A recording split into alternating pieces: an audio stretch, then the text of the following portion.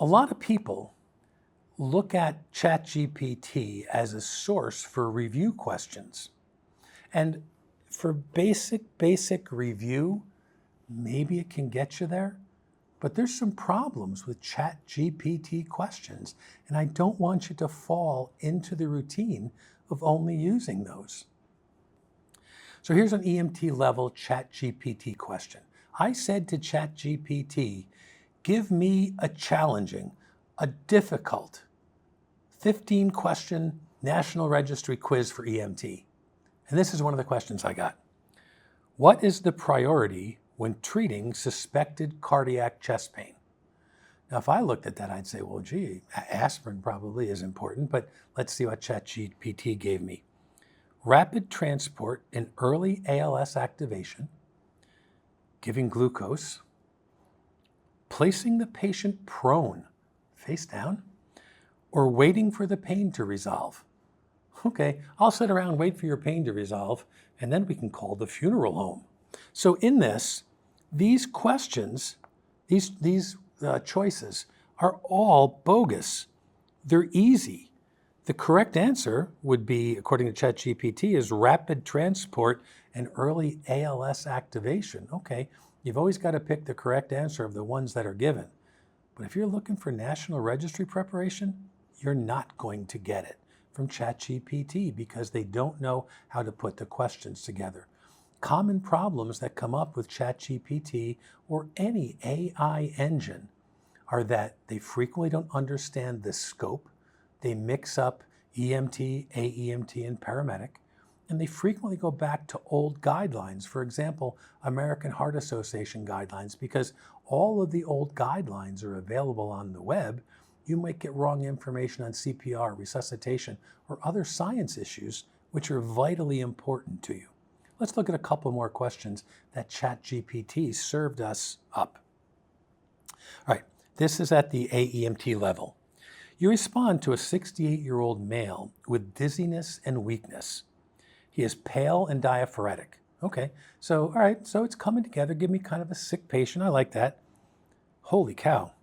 Heart rate of 38, blood pressure 82/54, respiratory rate of 18, setting at 96%, RA would be room air apparently. The ECG shows sinus bradycardia. What is the most appropriate initial treatment? Right now, this is AEMT, right? So first of all, are we going to have, for most people that are AEMTs, an ECG, and have you been trained to identify sinus versus other types of bradycardia like heart blocks? In most cases, the answer is no. So have we come up with a question in the AEMT scope? Probably not. This is, again, let's ask the AI engine for some questions for my AEMT exam. So begin transcutaneous pacing immediately. Another not an AEMT skill. Administer atropine. Not an AEMT skill. Give adenosine 6 milligrams IV. Not an AEMT skill. Start chest compressions. Okay, he's dizzy and weak and diaphoretic. You start chest compressions, you know what he's going to do? He's going to go, ow, ow, ow. Why are you doing that? Because he doesn't need CPR. As an AEMT, you've just been served up a question with absolutely no relevance. Now, in this case, sinus bradycardia, a paramedic may choose to give atropine, although 0.5 milligrams is an old American Heart Association dose. 1 milligram is what we talk about now. So in this is wickedly out of scope. And if you look at this as an AEMT and struggle to answer this, you're wasting your time. Take a look at another one at the AEMT level. You arrive to find a 54-year-old female in cardiac arrest. She is pulseless and apneic. Okay, that's actually what cardiac arrest is, for the record. I think you probably could just scratch that part of the question, but that's my nerdy question writing nature coming out here. Monitor shows ventricular fibrillation. Okay, the monitor should show ventricular fibrillation. Okay. I'm not 100% sure that your AED has got a screen on it. Does yours? Because AEDs generally don't. And while some AEMTs may use a cardiac monitor to use that, and then use the AED, for example, on the life pack that's there, the scope of the AEMT in the truest sense that would be tested by the National Registry wouldn't be using a cardiac monitor. BLS CPR is in progress. What should you do next? Now, the National Registry would say the AEMT should next, right? Establish IV access before defibrillation, deliver a shock and immediately resume CPR, administer epinephrine before defibrillation, or intubate prior to defibrillation.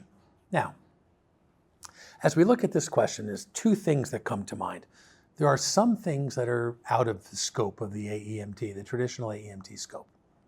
But before I start crossing everything out, there's a concept here. This one says before defibrillation. This one says before defibrillation. This one says prior to defibrillation. Choice B says deliver a shock and immediately resume CPR. Have you ever watched Sesame Street?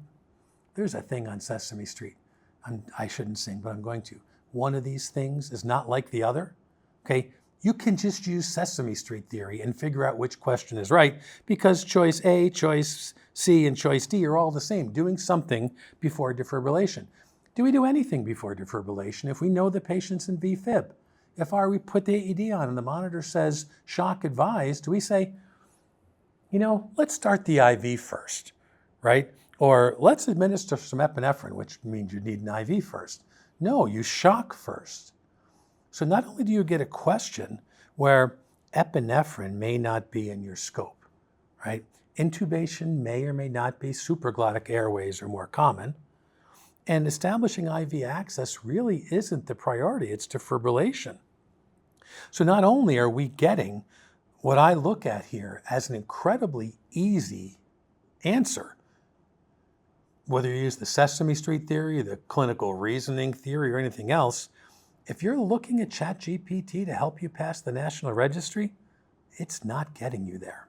All right, there's three things I want you to think about if you're using an AI engine to come up with questions for you. One, it's probably not going to know the difference between EMT, AEMT, and paramedic the way that it should.